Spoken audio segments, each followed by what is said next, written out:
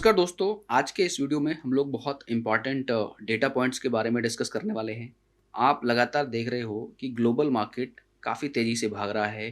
बीच में थोड़ा-सा जो है फ्राइडे को उसमें हल्का-सा गिरावट देखने को मिली थी, तो उसके बारे में भी डिस्कस करेंगे कि ऐसा क्यों हुआ था। इंडियन मार्केट के बारे में भी डिस्कस करेंगे। हालाँकि इंडिया में काफ़ी कुछ जियोपॉलिटिकल टेंशन्स चल रही हैं, एक वॉर जैसी सिचुएशन बन रही है। तो इसका क्या इम्पैक्ट होगा? लंबे समय में किस तरह का डेटा पॉइंट्स पे हमें ज़्यादा फोकस करना चाहिए और यदि वॉर होता है तो उस केस में क्या पॉसिबिलिटीज़ हो सकती है, उसके लिए एक डेडिकेटेड वीडियो मैंने बनाया है। उसको जाके आप ज़रूर देखिएगा और समझिएगा कि यदि ऐसा कुछ होता है तो उस टाइम पे हमें क्या एक्शन लेना चाहिए, क्योंकि ओवरऑल जब हम डेटा पॉइंट की बात करते हैं और ख़ासकर जब हम इंडिया के पॉइंट ऑफ व्यू से बात कर रहे हैं कि हम इंडियन स्टॉक में इन्वेस्ट करना चाहते हैं या ट्रेड करते हैं, तो वहाँ पर जो हम एक ब्रॉडर व्यू हमें पता करना होता है, तो हमारे लिए ये बहुत इंपॉर्टेंट हो जाता है कि जो इंडियन इकोनॉमी को इम्पैक्ट कर सकते हैं, जो भी कंट्रीज़ हैं, मेजरली यूएस, तो वहाँ पर क्या चल रहा है, उनकी इकोनॉमी में क्या हो रहा है, उनके डेटा को देखना भी बहुत-बहुत इम्पॉर्टेंट हो जाता है। तो इसीलिए मैंने आज कुछ डेटा पॉइंट्स कलेक्ट किए हैं, जो रिसेंट रिलीज़ हुए हैं, उन पे भी डिस्कस करेंगे और ओवरऑल उनका क्या इम्पैक्ट हो सकता है, उस पर भी डिस्कशन करेंगे।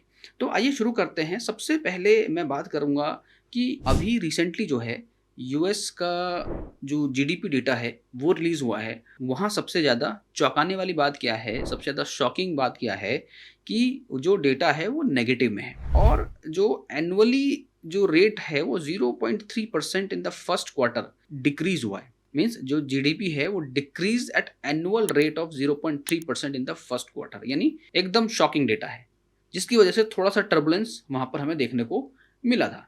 लेकिन यूएस मार्केट में बहुत तेजी से रिकवरी आई, तो इसके पीछे क्या वजह हो सकती है? तो इसके पीछे की वजह थोड़ा सा मैं डेटा पॉइंट्स के सहारे ही आपको समझाने की कोशिश करूंगा। वहां पर अभी आप देख रहे हो कि भाई जो है ट्रेड वॉर चल रहा है, टैरिफ सभी पे लगाए हैं। तो इस दौरान क्या हुआ कि बहुत सारा इंपोर्ट किया यूएस ने। तो जब बहुत सारा इंपोर्ट किया तो उसकी वजह से क्या हुआ है, जीडीपी जो है डाउन गई है। और जनरली क्या होता है ना, जीडीपी का जो कैलकुलेशन है वो इंपोर्ट वर्सेस एक्सपोर्ट चलता है, यानी जब इंपोर्ट ज़्यादा होता है तो ऑब्वियसली वहाँ पर जीडीपी पे उसका फ़र्क पड़ता है और वहाँ पर उसके नंबर में जो है गिरावट देखने को मिलती है। ऑब्वियसली जब नेक्स्ट टाइम ये डेटा आएगा तो वहाँ पर आप देखोगे ये डेटा थोड़ा ठीक होता हुआ नजर आएगा। तो एक तो ये चीज़ है, तो रीज़न पता है कि क्यों है। हायर इंपोर्ट की वजह से ये डेटा थोड़ा सा नेगेटिव आया है, लेकिन साथ के साथ थोड़ा ना इन्फ्लेशन का जो टेंशन है वो बढ़ता हुआ नजर आ रहा है। तो जो फेड से जो है रेट कट की भी डिमांड है, इवन डोनाल्ड ट्रम्प हमने स्टार्ट भी कर दिए कि भाई जो है रेट कट होना चाहिए। और रेट कट की जो डिमांड है उसकी वजह से क्या होता है, वो एक पॉजिटिव इम्पैक्ट होता है इन्फ्लेशन को स्लोअर डाउन करने के लिए।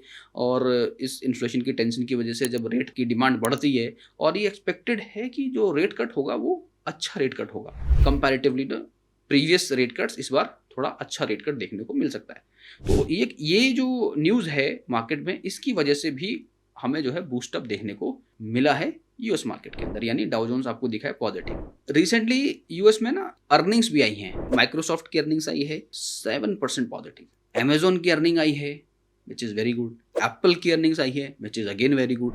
तो ये जो बड़ी बड़ी कंपनीज की जो अर्निंग बहुत अच्छी पोस्ट हुई है, वो बहुत ही ज़बरदस्त बूस्टअप का काम किया है डाउ जोन्स और ग्लोबल मार्केट को बूस्टअप करने के लिए। आपने देखा भी, बट मुझे ऐसा लगता है कि थोड़ा सा अभी अच्छे से एनालाइज नहीं किया लग रहा है वहाँ पे इन्वेस्टर्स ने इसको, और ज़्यादा बूस्टअप होना चाहिए था और ज़्यादा उछाल देखने को मिलनी चाहिए थी डाउ जोन्स के अंदर, जिस हिसाब से उनके रिजल्ट्स बहुत स्ट्रांग आए हैं और अच्छे आए हैं। साथ के साथ एक और अच्छी न्यूज़ आई है ग्लोबली यूएस के लिए, जहाँ पर जो यूक्रेन के साथ एक बहुत पुरानी डील बहुत समय से पेंडिंग थी, यूएस और यूक्रेन के बीच जो मिनरल डील थी वो साइंड हो गई है। तो ये एक पॉजिटिव फैक्टर है यूएस के लिए। तो यूएस का मार्केट इसलिए आपको रिजॉइस करता हुआ दिख रहा है, डाउ जोन्स आपको पॉजिटिव दिख रहा है। तो आई होप यू अंडरस्टूड कि यूएस मार्केट क्यों थोड़ा पॉजिटिव हो रहा है। और हमारे इंडियन मार्केट में क्या चल रहा है उसके बारे में बात करेंगे। बहुत सारी बातें हो गई भाई यूएस मार्केट के बारे में, वहाँ की पॉजिटिविटी हमने बहुत बात कर ली।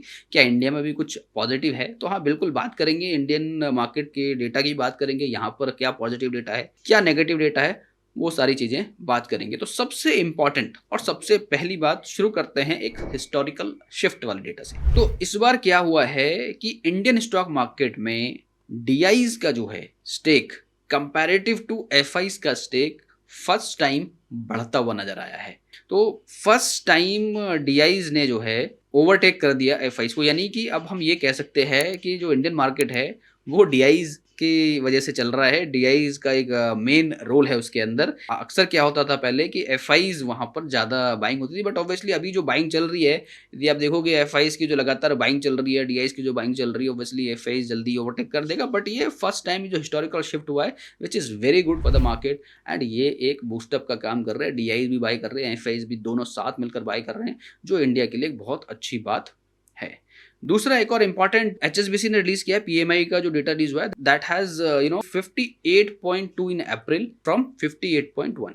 तो 58.2 रिपोर्ट किया है कंपैरेटिवली 51 जो मार्च में आया था, यानी थोड़ा सा बढ़कर आया। हालांकि एक्सपेक्टेशन था 58.4 का, but anything greater than 50 is good for expansion. Basically जो पीएमआई डेटा है that actually let you know कि जो परचेजिंग पावर है फॉर द मैन्युफैक्चरिंग वो बढ़ रही है, एक्सपेंशन वहाँ पर देखने को मिल सकता है। तो वॉन की जो परचेजिंग पावर है वो बढ़ती हुई नजर आ रही है, मतलब एक्सपेंशन की बात हो रही है। It is good. Next positive point की बात करें, सो that is GST collection data. तो जीएसटी का जो रेवेन्यू कलेक्शन है for April, is highest ever data is 2.1 lakh crore. GST collection breach landmark milestone of 2 lakh crore, यानी 2 लाख करोड़ का जो माइलस्टोन है उसको ब्रीच कर दिया। यानी ये सारा जो डेटा इतना पॉजिटिव आ रहा है, इतना बढ़िया जीएसटी कलेक्शन आ रहा है, मतलब कुछ ऐसा इंटरनली कुछ ऐसा गड़बड़ है नहीं। It's a strong zone. इस तरह का जीएसटी कलेक्शन आना, it is very very very good, and it's a record breaking highest ever.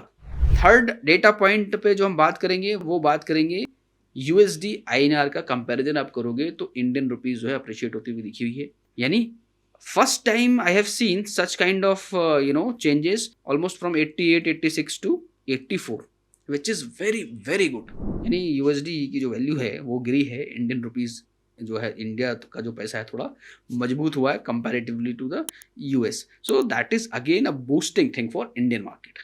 सो बहुत सारी पॉजिटिव चीज़ें मैं आपको बता रहा हूँ कि इंडियन मार्केट में ये सारी चीज़ें पॉजिटिव। जीएसटी कलेक्शन का डेटा बढ़िया है, एफआईडीआईज में DI surpassing FIIs overall stake in Indian market, so that is again a very good part। GST collection is very good, PMI data बहुत बढ़िया आया है। तो ये सब चीज़ों के बाद यूएसडी का जो और आईएनआर का जो कंपैरिजन हमने देखा कि जो हमारा जो रुपया है, इंडियन रुपीज आर अप्रिशिएटिंग, वो मजबूत हो रहा है against India, against USD. So that is a very good part. And guys one more thing to be added into this कि जो आरबीआई ने भी रिपोर्ट किया है कि जो इंडियन फॉरेक्स रिजर्व होता है वो भी 1.8 बिलियन से बढ़ गया है, और कहाँ पहुंच गया है, 688.3 बिलियन है एज ऑफ अप्रैल 25। तो जो इंडियन फॉरेक्स एक्सचेंज है रिजर्व रोज 8th वीक इन अ रो। तो ये एक बड़ी इंपॉर्टेंट बात है, यानी 8 वीक से लगातार जो है जो फॉरेक्स रिजर्व है वो बढ़ता हुआ नजर आ रहा है, जो आरबीआई ने रिपोर्ट किया है। तो which is again a very very boosting things. So this is regularly on a regular basis जो इंडियन फॉरेक्स रिजर्व है वो बढ़ रहा है, that is a boosting thing for Indian market. So यदि इंडिया पाकिस्तान का ये टेंशन नहीं होता तो अभी तक हो सकता है 25,000 पार कर चुका होता मार्केट। सो अभी जो कंसर्न है, ओवरऑल कंसर्न क्या है, कंसर्न थोड़ा सा सिर्फ इंडिया और पाकिस्तान को वॉर को लेके है। तो वॉलेटिलिटी जो है, जो इंडिया विक्स है वो हमारा 18 से ऊपर है, तो थोड़ा वॉलेटिलिटी रहेगी इंडियन मार्केट में, वॉलेटिलिटी देखने को मिलेगी, तो थोड़ा सा हमें सावधान रहना है। प्लस यदि निफ्टी पी की बात करें तो निफ्टी पी भी अभी ओवर बॉट जोन में नहीं है, बहुत नजदीक है, बट यस ठीक है, चला भी जाता है तो still it can stay longer at that point, because जब इतने सारे डेटा पॉइंट्स पॉजिटिव हैं तो जो हर्डल है वो क्या है। तो टेक्निकल पॉइंट ऑफ व्यू पे जब हमने बात करी थी पिछले टेक्निकल एनालिसिस वीडियो में, वहाँ पर बात करी थी कि भाई 24,800 का जो एक अभी रिसेंट हर्डल है वो एक ऐसा हर्डल है कि उसको यदि हम पार करेंगे तो we might see all time high very very near in terms, right? In a near month we can see the all time high. So this is actually your final call. Why I'm saying this final call for all investors, because कि ये जो Indo पाक की जो tension है इसकी वजह से 2-4-5% मार्केट में गिरावट आ सकती है एनी पॉइंट ऑफ टाइम। सिर्फ और सिर्फ एक यही एक चीज है जो मार्केट को भी ना होल्ड करके रखा है, इसी न्यूज की वजह से मार्केट होल्ड है। ग्लोबली हम बढ़िया चल रहे हैं, डाउ बढ़िया चल रहा है, आप देख रहे हो डाउ जोन्स बढ़िया है, इवन गिफ्ट निफ्टी जो फ्यूचर है, डाउ फ्यूचर्स है वो बढ़िया चल रहा है, गिफ्ट निफ्टी जो है वो बढ़िया चल रहा है, 100-150 पॉइंट ऊपर चल रहा है। तो ये सारी चीज़ें बढ़िया चल रही हैं और ये बढ़िया चलती रहेंगी, तो वॉलेटिलिटी बहुत बढ़िया रहेगी। यानी वॉलेटिलिटी बहुत बढ़िया से मेरा मतलब कि मार्केट में जंप्स अप एंड साइड की अनसर्टेनिटी रहेंगी, जिसकी वजह से यदि इंडिया पाकिस्तान के बीच कुछ होता है, देखो एक फुल फ्लैज वॉर यदि नहीं भी होता है तो एक बिग सर्जिकल स्ट्राइक जैसा तो कुछ होगा। तो यदि ऐसा कुछ होगा तो थोड़ा सा उसका जो जर्क रिएक्शन देखने को मिलेगा, जो एक एक अपॉर्चुनिटी के तौर पर आपको देखना चाहिए। और मेरे हिसाब से 24,800 क्रॉस होने से पहले 2-4-5% यदि मार्केट गिरता है तो that should be looked as an opportunity, क्योंकि ओवरऑल जो डेटा है, जो मैंने आपको डेटा बताया ना, FIDI का डेटा आपको बताया, PMI का डेटा बताया, that is very good. GST collection बहुत बढ़िया रिपोर्ट हुआ है, आप USD INR का देख ही लिया आपने। तो ये सारी चीजें जो है ना बूस्टअप कर रही हैं, इवन FIs को भी थोड़ा सा जो है बूस्टअप कर रही है कि इंडियन स्टॉक मार्केट में पैसा वो बूस्ट करे, इन्वेस्ट करे, जिसकी वजह से पैसा इंडियन स्टॉक मार्केट में लग रहा है। So only one thing is to be concern here कि जो इंडो पाक की जो सिचुएशन है, यहाँ पर आपको थोड़ा सा सतर्क रहना है। यू कैन आप पैसा थोड़ा सा होल्ड करके रखो, wait for the right opportunity, the moment you see आप वहाँ पे डिप्लॉय करो। ये एक अच्छी स्ट्रैटेजी हो सकती है। तो ओवरऑल यदि मार्केट की बात करें, ओवरऑल इकोनॉमी की बात करें, तो काफ़ी पॉजिटिव दिख रहा है। और बहुत ही जल्दी 24,800 ब्रेक होने के बाद यदि ये छोटा सा करेक्शन, यदि इंडो पाक का करेक्शन ये जो की वजह से थोड़ा बहुत जो करेक्शन आना है वो आने के बाद very soon we are going to see might be all time high. ये करेक्शन है, ये सिर्फ इंडिया पाकिस्तान के बीच की जो टेंशन है, सिर्फ यही एक चीज है जो इंटरनली, जो डोमेस्टिकली थोड़ा सा टेंशन दे सकती है इंडियन मार्केट को। अदरवाइज सो फॉर जो डेटा बना हुआ है वो काफ़ी इंपॉर्टेंट और काफ़ी पॉजिटिव बना हुआ है। थोड़ा बैंकिंग सेक्टर के जो रिजल्ट्स हैं वो उतने एक्सपेक्टेड नहीं है, तो बैंकिंग सेक्टर थोड़ा सा डाउन देखने को मिल सकता है। सेक्टर रोटेशन थोड़ा सा हो सकता है, अलग अलग सेक्टर्स में जो है आपको अच्छी रैली देखने को मिल सकती है। इवन यदि कुछ गिरावट आती है तो आई वुड एडवाइस कि जो लार्ज कैप स्टॉक्स हैं उस पर आप ज़्यादा फोकस करो, और वहाँ पर रिकवरी के चांसेस आपको जल्दी देखने को मिल सकते हैं। तो ओवरऑल जो एनालिसिस, यदि कंक्लूजन की मैं बात करूँ, तो थोड़ा सा एक हेल्दी करेक्शन की उम्मीद है, कि यदि वो भी इसलिए कि यदि इंडिया पाकिस्तान के बीच कुछ बड़ा होता है तो उस बीच थोड़ा करेक्शन आ सकता है, बट टर्बुलेंस रहेगा ज़्यादा, मार्केट वॉलेटाइल बहुत ज़्यादा रहेगा, उस चीज़ को आपको ध्यान रखना है। ओवरऑल जो सेंटीमेंट है मार्केट का, ओवरऑल जो डेटा पॉइंट्स हैं वो काफ़ी पॉजिटिव हैं, तो उसको आपको ध्यान में रख कर ही आगे के डिसीजंस लेने हैं। So alright, this is all for this week analysis. I hope you like this analysis, guys, and what you think about all these data points, please let me know in the comments. If anything you want to add me in the next week analysis, please let me know. Alright guys, thank you so much for watching this video. Till now, have a great day ahead.